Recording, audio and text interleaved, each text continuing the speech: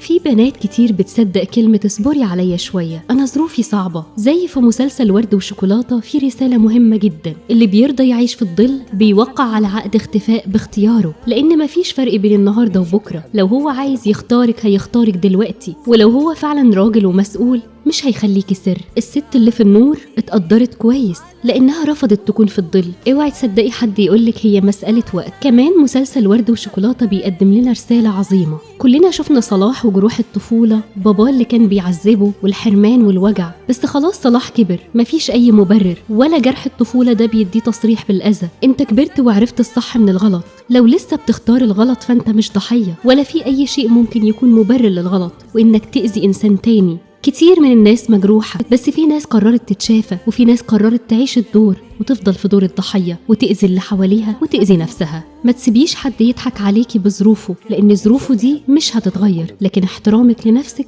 هو اللي هيغير كل حاجة، هيغير القصة قبل ما تبتدي.